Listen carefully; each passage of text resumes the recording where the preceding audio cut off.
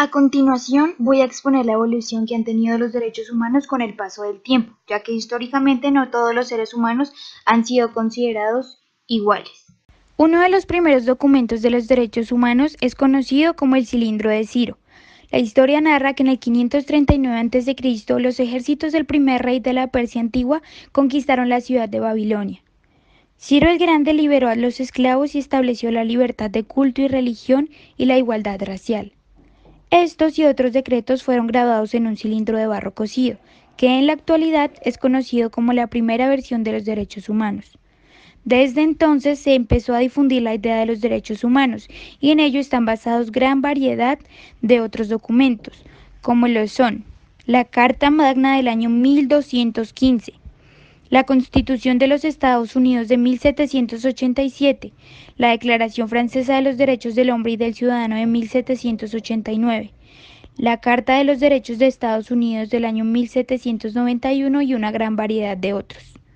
Otro acontecimiento fundamental ocurrió casi 100 años después de la Revolución Francesa, cuando 16 países europeos y varios países de América asistieron a una conferencia en Ginebra, donde los principios centrales establecidos estipulaban proveer atención médica sin discriminación a personal militar herido o enfermo, y de respetar el transporte y el equipo de personal médico con el signo distintivo de la Cruz Roja sobre el fondo blanco.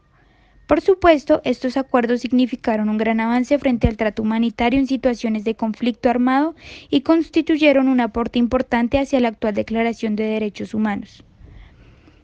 Para el año 1945, al aproximarse el fin de la Segunda Guerra Mundial, delegados de 50 naciones se reunieron en San Francisco, con el objetivo de crear un organismo internacional para promover la paz y evitar guerras futuras. El acta constitutiva de la nueva Organización de las Naciones Unidas entró en vigencia el 24 de octubre de 1945, fecha que se celebra cada año como Día de las Naciones Unidas. Para 1948, la Comisión de Derechos Humanos de las Naciones Unidas, bajo la presidencia de Eleanor Roosevelt, se dispuso a redactar el documento que habría de convertirse en la Declaración Universal de los Derechos Humanos. Ya para el año 1957 se realizaron las primeras elecciones en las que la mujer tuvo el derecho al voto, y a partir de entonces ha habido enormes avances en términos de participación política. La Constitución de 1991 fue el resultado de un proceso en el que convergieron muchos sectores de la población civil, las minorías étnicas, las mujeres y los jóvenes, y nos legaron un documento que, si bien tiene aún muchos aspectos discutibles, abrió una nueva era frente a la noción de la ciudadanía en Colombia.